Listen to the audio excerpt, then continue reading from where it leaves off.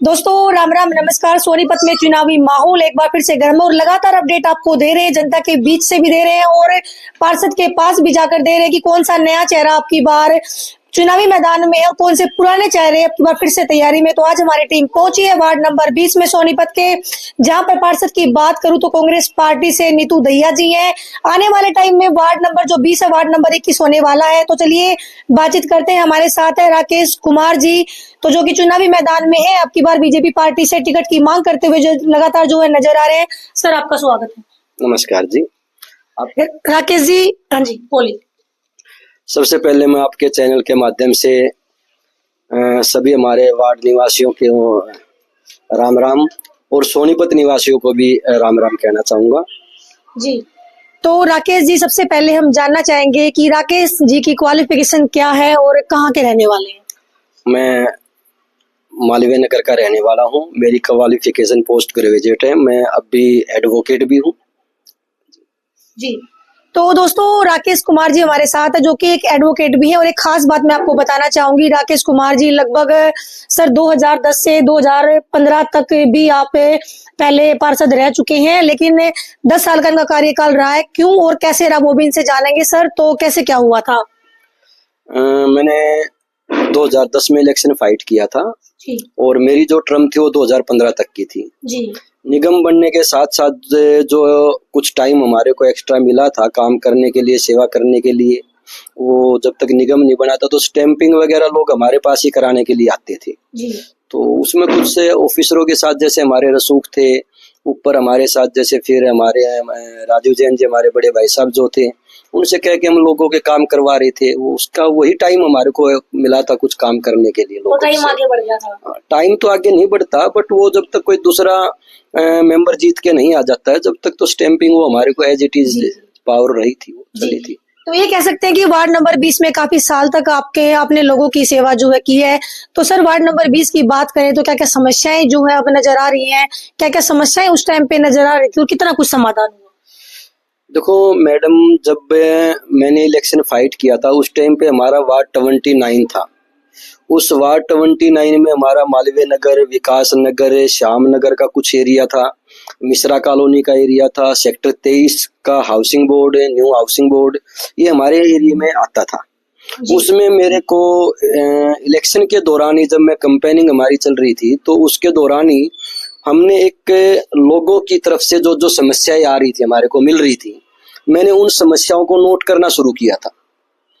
उनको नोट कर करके, जैसे कई जगह सीवरेज लाइन में प्रॉब्लम थी, कुछ जगह गलियां बनानी थी, कुछ जगह पानी की लाइनें जो थी, लाइनें ऑलरेडी डली हुई थी, बट उनमें कहीं ना कहीं प्रॉब्लम थी, कहीं से कनेक्ट एक दूसरे को कनेक्ट नहीं किया गया था। तो मैंने उन मेन कामों पे फोकस किया और जनता से उनके राय जानी, और राय जान के जिस तरीके से उन्होंने चाहा उनको मैंने उसी तरीके से सोल्व कराने की कोशिश की और मैंने कराए। तो आपका कहना है कि लगातार आप जनता के बीच में रहे, आपने लोगों की बातों को सुना और उनको सोल्यूशन जो है कराने का प्रयास किया, लेकिन ऐसा कुछ तो होगा जो उस टाइम पे आप नहीं कर पाए और मन में ये रहा होगा कि हाँ मुझे ये काम करवाना चाहिए था, कुछ ऐसा है। नहीं, ऐसा कोई मेरी तरफ से मेरे टाइम पे जो समस्याएं, सबसे बड़ी समस्या मेरे पास फर्स्ट टाइम जो आ रही थी जब मैं कैंपेनिंग कर रहा था, उस टाइम पे सीवरेज प्रॉब्लम सबसे ज्यादा थी।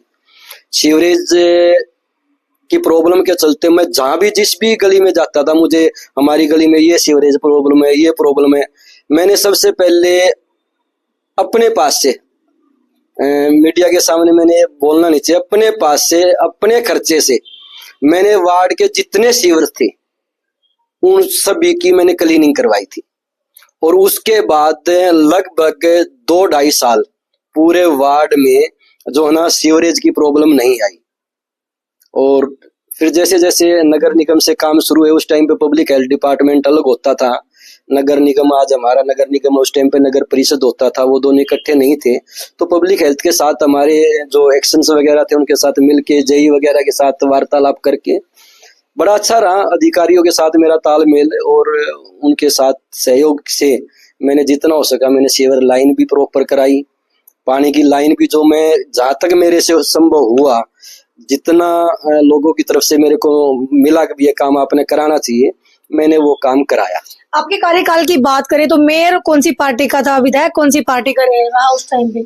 मेरे कार्यकाल में मेयर नहीं था, मैं कार्यकाल में चेयरमैन होते थे जी। और उस टाइम पे लक्ष्मी साधना तनेजा जी जो थी हमारी, वो चेयरपर्सन बनी थी जी। और फर्स्ट टाइम जो, हालांकि वो थे तो बीजेपी के, फिर कांग्रेस में चले गए थे और फिर बाद में दोबारा से भी हमारी बीजेपी में आगे, पुराने थे तो वो बीजेपी से ही, तो उनके साथ भी हमारा अच्छा तालमेल रहा है। तो अभी करंट की बात करें तो नीतू दहिया जी जो है अभी वार्ड नंबर 20 से कांग्रेस पार्टी से पार्षद हैं, तो क्या कुछ खामियां जो है अभी वार्ड में आपको नजर आती है? देखो, जो वार्ड नंबर 20 है, ये अभी वार्ड नंबर 20 हुआ है। नीतू दहिया जी जो हैं, उनके हस्बैंड हैं जो हमारे राजेश दहिया जी हैं, दहिया गैस एजेंसी वाले, मेरे भाई हैं। और उस वार्ड की ज्यादातर अभी मेरे को ऐसा कुछ है नहीं कि भी क्या नाम है वहाँ पे क्या क्या खामियां हैं, क्योंकि अशोक विहार का कुछ एरिया, जब मैं पार्षद रहा था उस टाइम पे अशोक विहार का जो मेलाना रोड पे एरिया लगता था, यहाँ की जो समस्याएं थी, सीवर लाइन थी या पानी की लाइन थी, यहाँ के कुछ आदमी मेरे पास आते थे काम कराने के लिए। मैंने उस टाइम पे अशोक विहार में भी काम किए हैं और वहाँ का जो पब्लिक है वो बता सकती है भी, मेलाना रोड से लगती हुई गलियां हैं, मेरे पास कोई समस्या लेके आया तो मैंने काम कराया, उनके लिए भी मैंने मना नहीं किया है। राकेश जी काफी सुलझे हुए इंसान और काफी समय से राजनीति में है, तो जो हमारे सवाल है गोल गोल घुमा देते हैं, लेकिन हम भी लगातार प्रयास करेंगे। ऐसा भी हुआ है कि अभी पार्षद नीतू दहिया जी हैं और समस्याएं आपके पास आती हो? देखो, कुछ से बातें ऐसी होती हैं, रसू कभी उस वार्ड में मेरे अच्छे हैं जी। और पहले भी कंप्लेंट तो जो है ना, कुछ आदमी ऐसे होते हैं, वो देखो पार्षद के पास ना जाने की बजाय जो रसूख होते हैं, जिसके साथ होते हैं, उसको फोन कर देते हैं कि भाई, अब जैसे मेरा ही वार्ड है, भरोसा होता है, भरोसा होता है। अब जैसे मेरा ही वार्ड है, मेरे वार्ड में जैसे अब भी कुछ आदमी, मेरा भाई मंजीत गहलावत है, डिप्टी मेयर भी बना हुआ है, बहुत से जो है सोचते हैं कि हम उनके पास जाएं क्यों, क्योंकि सेक्टर 23 वाले हैं, यहाँ से निकलते रास्ते से, बीच में मैं बैठा हुआ हूँ, तो वो भी आके सोचते हैं कि अब भी मंजीत को वहां जाएंगे, इससे बेटर ये बैठा है, कोई ना कोई तो रसूख का पाएगा, भाई वो लाइट खराब है करवाइए। तो मैं आने वाले को कभी मैंने ना जब मना किया है, ना मैंने कभी आज मना किया। अगर कोई मेरे को कॉल करता भी सीवर से, लाइट से, पानी से संबंधित कोई प्रॉब्लम है, तो आज भी अधिकारियों के साथ मेरी राम रमी जो है वो ठीक है और मैं जो उनसे रिक्वेस्ट करता हूँ उसको पूरी भी करते हैं। तो राकेश कुमार जी का कहना ये कि राकेश कुमार जी अभी भी लोगों के दिलों में हैं। ये तो देखो, दिलों में है जब भी तो मुझे याद कर लेते हैं, फोन भी करते हैं, और ये मैं एक अपने लिए अपनी बड़ी कामयाबी मानता हूँ कि आज भी लोग मेरे को जो है ना अपना बेटा, अपना बच्चा समझ के आज भी मेरे को, अभी आज भी दिन में मेरे पास हमारे कुंडू अंकल जी हैं, नए साल पे कोई डेथ हो गई थी मेरे रिलेशन में, तो मैं वहां गया था, मैंने किसी को ना बधाई दी और ना मैं बधाई ले पाया जी। आज भी वो 4 दिन से 5 दिन से प्रयास कर रहे थे मेरे से बात करने का, और आज उन्होंने फोन करके आज मुझे बधाई दी है। अच्छा। मेरे कुंडू अंकल जी, गली नंबर 3 विकास नगर से। तो इससे मैं मानता हूँ कि आज भी जो है मेरे को लोग बहुत प्यार देते हैं और उन्होंने दिया भी है। देखिए, एक बात तो मैं भी यहाँ पर कहना चाहूंगी, सोनीपत के जितने भी वार्ड, जितने भी पार्षद है, देखिए जिन्होंने धरातल पर काम किया है, जो जनता के बीच में रहे हैं, जनता ने भी उनको सिर आंखों पर जरूर रखा है। ऐसा न कई पार्षद, तो मैं नाम यहाँ पर किसी का लूंगी नहीं, लेकिन कई पार्षद तो ऐसे हैं सर कि दावे बड़े बड़े करते हैं, लेकिन जीतने के बाद जनता के बीच में हमें नजर नहीं आते। इसके बारे में आप क्या कहेंगे? देखो, ऐसा तो मैं नहीं कहूंगा कि जनता के बीच में नजर नहीं आते, लेकिन बनने से पहले आदमी की कुछ अलग बातें होती हैं, कुछ अलग उसके काम होते हैं, लेकिन बनने के बाद कामों के प्रति उसकी जो जिम्मेवारी होती है वो बढ़ जाती है। और कोई भी पार्षद, देखो पार्षद की एक बहुत बड़ी जिम्मेवारी होती है, सबसे बड़ी जिम्मेवारी क्या होती है, उसको उसकी स्टैंपिंग पावर। छोटे से छोटे काम के लिए पब्लिक को जो है ना उनके स्टैम्प लगवाने के लिए जाना पड़ता है, और पार्षद को वो स्टैम्प अपने ऑफिस में भी रखनी पड़ती है, अपने साथ भी रखनी पड़ती है। उस स्टैंप के लिए लोग बाग बार बार चक्कर ना काटे, उसके लिए उसके पास ऑप्शन क्या होता है, काम बाहर जाएगा तो वो अपने ऑफिस को छोड़ के जाएगा, ऑफिस पे परमानेंट बैठ के नहीं रह सकता है, और जाएगा नहीं तो काम नहीं होंगे, ठीक है। इसलिए काम कराने के लिए बाहर जाना पड़ता है, और इसी वजह से कई बार क्या होता है कि वो स्टैंप लगाने नहीं पाता है, वो प्रेजेंट नहीं मिलता है। इसी को लेके लोग बाग ये कह देते हैं कि भी पार्षद जो है ना हमारे बीच नहीं रहा, हमारे को मिला नहीं, हम गए थे स्टैंप लगवाने। ये मैं इस चीज को बहुत वो करता हूँ भी जो है ना ऐसा नहीं होता। जिम्मेवारियां जो बढ़ती हैं, जो आप लोग जिम्मेवारियां देते हैं, उसके साथ साथ आप लोगों के काम के लिए ही वो बाहर जाता है, ठीक है, और उन्हीं कामों की वजह से वो आपसे मिल नहीं पाता। आज पहली बार ऐसे पार्षद मिले हैं जो उल्टे सवालों का भी बिल्कुल सीधा जवाब जो है दिए जा रहे हैं। कोई बात नहीं सर, ऐसा क्यों होता है कि चुनाव के दौरान तो वादे बड़े बड़े किए जाते हैं, लेकिन सोनीपत की बात करें अक्सर जल भराव देखने को मिलता है हमें। जैसे ये काफी दर्शनीय मंदिर रोड के पास देखेंगे, पूरा पूरा 5-5 फीट पानी भर जाता है। सीवरों की समस्या भी हर एक वार्ड में नजर आती है। मतलब क्यों ऐसा, क्यों, कहाँ कमी है, कहाँ प्लान फेल होता है? देखो, पानी का जो भराव की जो आप बात कर रहे हैं, ये प्रकृति की देन होती है। कोई ये तो नहीं है कि परमानेंट वहां से पानी निकल रहा है। और उस टाइम पे प्रकृति को अगर हम देख के चलो तो ये पता नहीं होता भी किस टाइम पे बरसात आएगी और किस टाइम पे फ्लो ज्यादा होगा जी। और बरसात का अनुमान नहीं होता। भी आप अब की बार भी आपने देखा होगा बरसात कितनी हुई है। बरसात जब आती है तो कुछ टाइम के लिए हमारी जो उसी टाइम पे क्या है ना, बरसात के टाइम पे लाइट चली जाती है। हमारी जो मोटरें होती हैं, जो उसको पानी निकालने का जो जरिया होता है, उसी सेम टाइम पे मोटरें नहीं चल पाती और उसी वजह से वो कुछ टाइम के लिए वो जल भराव होता है।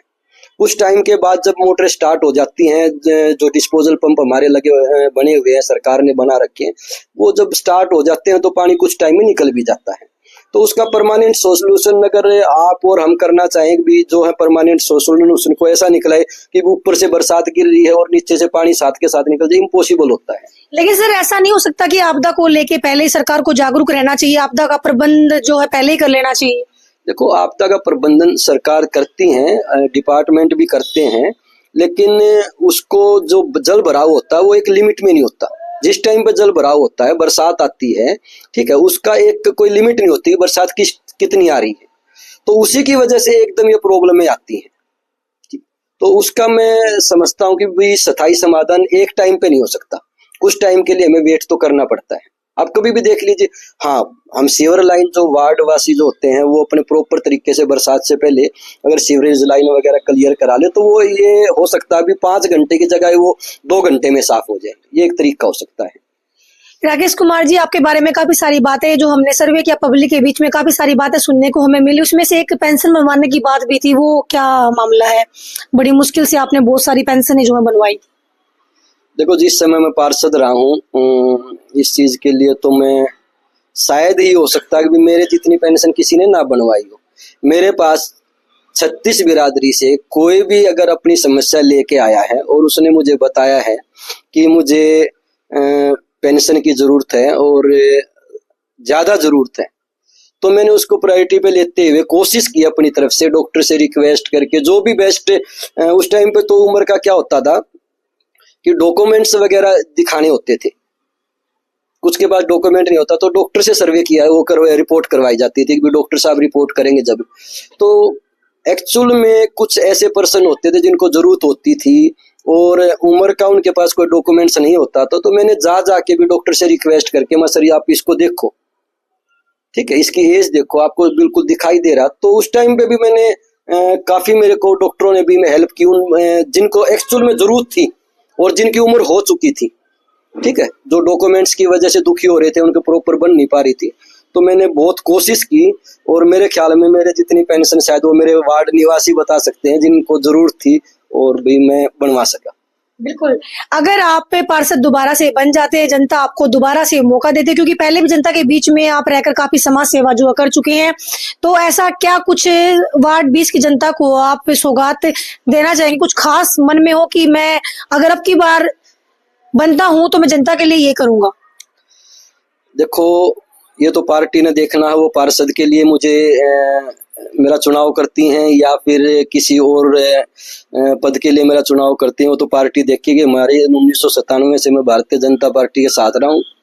सांगवान जी जब हमारे लोकसभा सांसद थे, मैंने उनसे लेके और बाद में रमेश कौशिक जी सांसद रहे हैं 2 बार, राजीव जैन जी, कविता जैन जी हमारी रही है। और सबसे बड़ी बात तो ये है कि मुझे पार्टी में ज़्यादा सम्मान देने वाले जो हमारे राजीव जैन भाई थे, मेरे बड़े आज भी हैं, उन्होंने मुझे विश्वास करके मुझे फर्स्ट टाइम टिकट 2010 में पहली बार जब टिकट बंटवारे की शुरुआत की थी, और हमारे बड़े भाई राजीव जैन ने ही शुरुआत की थी, और उन्होंने मेरे पर विश्वास जताया था और मुझे टिकट दी थी।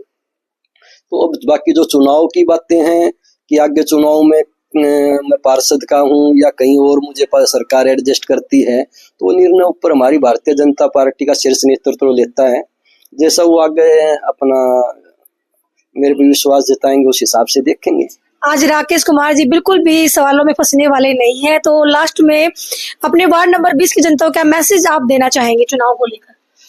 वार्ड 20 की जनता के साथ साथ मैं सोनीपत की जनता से भी निवेदन करना चाहूंगा कि जैसा मुझे आशीर्वाद 2010 में जनता ने दिया था, और आगे कभी मुझे मौका मिलेगा, मेरी पार्टी विश्वास मेरे पे करेगी और मुझे चुनाव लड़ने का या कोई मुझे और जिम्मेदारी देने का अगर मेरी पार्टी विश्वास करेगी, तो मैं जैसे पहले मैंने अपने वार्ड में लोगों की सेवा की है, वैसे ही सेवा मैं आगे 20 में या फिर सोनीपत में या कहीं और भी मुझे विश्वास के साथ कोई जिम्मेदारी देगी तो मैं पूर्ण रूप से उसका वहन करूंगा। एक सवाल मैं अभी और करना चाहूंगी, उसके बाद इंटरव्यू को रोकेंगे। सर, आप बीजेपी पार्टी से जो टिकट की मांग कर रहे हैं लगातार, और टक्कर की बात करें तो अदर पार्टी से भी टक्कर में है, नीतू दहिया भी शायद दोबारा कोशिश कर रही होंगी, कांग्रेस पार्टी से और भी उम्मीदवार होंगे। क्या कभी डर लगता है या मोदी लहर पे इतना भरोसा है कि हमारे जो आदरणीय प्रधानमंत्री जी हैं लोग इतना पसंद कर रहे हैं कि डर ही नहीं है कैंडिडेट में? कितना विश्वास है खुद पे? देखिए, विश्वास हमें जनता पे है। हमारे मोदी जी जो हैं वो भी जनता के विश्वास पे ही आगे आते हैं जी। और 3 बार उनको भी प्रधानमंत्री जनता ने ही बनाया है जी।